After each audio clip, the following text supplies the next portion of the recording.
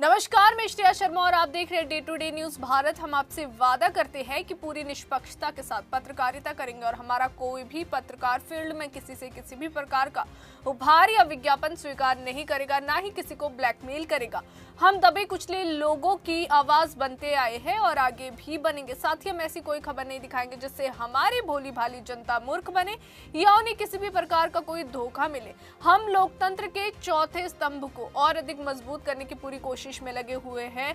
अब बात करते हैं खबर की जो नोएडा से सामने आ रही है। जेवर में नोएडा इंटरनेशनल एयरपोर्ट अब पूरी तरह से बनकर तैयार है। जी हां, आपको बता दें कि और देश दुनिया की नजरें इसके उद्घाटन पर टिकी हुई है। उड़ानों की शुरुआत से पहले अब सिर्फ जो है एरोड्रम लाइसेंस और साथ ही आपको बता दें कि प्रधानमंत्री कार्यालय से उद्घाटन की तारीख तय होने का इंतजार है। ये वही एयरपोर्ट है जिसके लिए जेवर और आसपास के इलाकों के लोगों ने जो है करीब 24 वर्षों तक सपना देखा है, संघर्ष किया है और धैर्य रखा है। आज जब रनवे, टर्मिनल और आधुनिक सुविधाएं तैयार खड़ी है तो ये परियोजना सिर्फ एक एयरपोर्ट नहीं बल्कि उत्तर प्रदेश के विकास की नई उड़ान का प्रतीक बन चुकी है। जेवर में बनने वाला ये एयरपोर्ट दुनिया का चौथा सबसे बड़ा और एशिया का सबसे बड़ा इंटरनेशनल एयरपोर्ट माना जा रहा है। लेकिन इस मुकाम तक पहुंचने का रास्ता आसान नहीं था। बीते 2 दशकों में कई बार इस एयरपोर्ट को जेवर से हटाकर हिरनगांव, हिसार, झज्जर, आगरा और मथुरा जैसे स्थानों पर शिफ्ट करने की कोशिश की गई है। आपको बता दें कि हर बार स्थान बदलने की चर्चाओं ने स्थानीय लोगों की उम्मीदों को तोड़ा है, लेकिन सपना पूरी तरह खत्म नहीं हुआ। अलग अलग सरकारों की प्राथमिकताएं बदलती रही और एयरपोर्ट फाइलों में ही अटका रहा।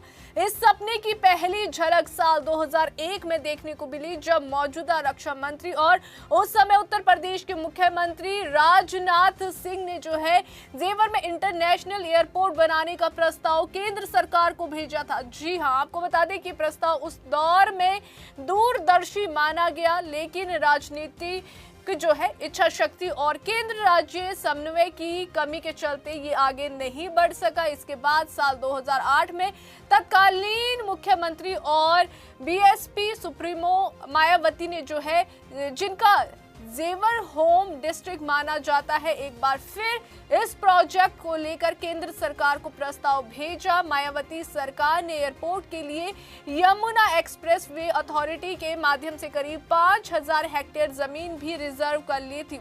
बावजूद इसके जो है उस समय केंद्र में कांग्रेस सरकार ने इस परियोजना में खास दिलचस्पी नहीं दिखाई और ये महत्वाकांक्षी प्रोजेक्ट जो है एक बार फिर ठंडे बस्ते में चला गया। जमीन तो चिन्हित हो गई, लेकिन आगे की प्रक्रिया आगे नहीं बढ़ सकी, जिससे स्थानीय लोगों में निराशा और असमंजस का माहौल बना रहा। साल 2012 की बात की जाए तो साल 2012 में राज्य में समाजवादी पार्टी की सरकार बनी और अखिलेश यादव मुख्यमंत्री बने। इस दौरान जेवर एयरपोर्ट प्रोजेक्ट को पूरी तरह से रोक दिया गया। हालांकि बाद में 2015 में इस प्रोजेक्ट पर जो है चर्चा तब सामने आई जब जेवर से लोकसभा सांसद डॉक्टर महेश शर्मा केंद्र सरकार में नागरिक उड्डयन राज्य मंत्री बने। उन्होंने जेवर एयरपोर्ट को आगे बढ़ाने की कोशिश की, लेकिन उस समय जो है राज्य सरकार के साथ समन्वय की कमी के कारण प्रोजेक्ट धरातल पर नहीं उतर सका। इसी दौरान तत्कालीन मुख्यमंत्री अखिलेश यादव ने जेवर के बजाय जो है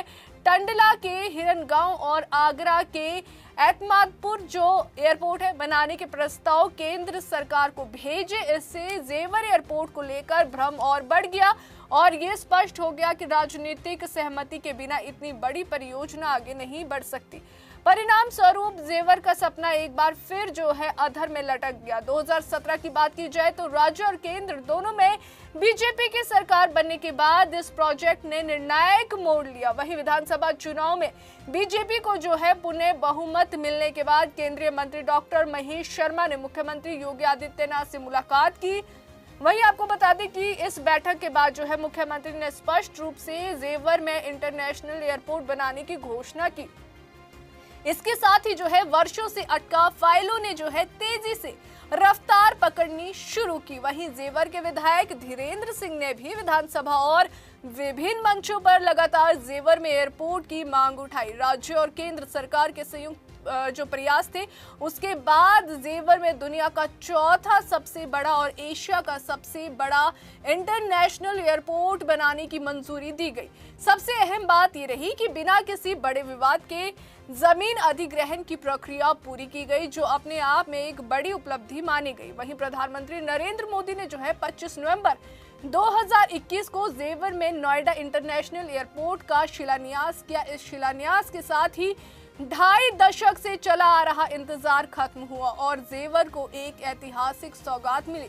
प्रधानमंत्री नरेंद्र मोदी और मुख्यमंत्री योगी आदित्यनाथ के विकास मॉडल के तहत इस परियोजना को तेजी से आगे बढ़ाया गया। तय समय सीमा में जो है रनवे, टर्मिनल और अत्याधुनिक इंफ्रास्ट्रक्चर तैयार किया गया। आज शिलान्यास के करीब जो है 4 साल बाद नोएडा इंटरनेशनल एयरपोर्ट उड़ानों के लिए पूरी तरह तैयार है। अब सिर्फ जो है एरोड्रम लाइसेंस और साथ ही प्रधानमंत्री कार्यालय से उद्घाटन की तारीख तय होने का इंतजार है। माना जा रहा है कि उद्घाटन के साथ ही जो है ये एयरपोर्ट न सिर्फ उत्तर प्रदेश बल्कि पूरे उत्तर भारत की कनेक्टिविटी और अर्थव्यवस्था को नई ऊंचाइयों तक ले जाएगा। कुल मिलाकर जेवर एयरपोर्ट की कहानी संघर्ष, राजनीतिक उतार चढ़ाव और अंततः मजबूत इच्छा शक्ति की कहानी रही है। ये एयरपोर्ट उन लाखों लोगों के सपनों को साकार करेगा जिन्होंने वर्षों तक इंतजार किया। अब जब उड़ानों की उल्टी गिनती शुरू हो चुकी है तो जेवर सिर्फ एक शहर नहीं बल्कि विकास की नई पहचान बनकर उभरने को तैयार है। तो अभी के लिए फिलहाल इतना ही। देश और दुनिया की ताजा खबरें जानने के लिए देखते रहिए day to day news Bharat और हमारे चैनल को लाइक, शेयर और सब्सक्राइब करना ना भूलें।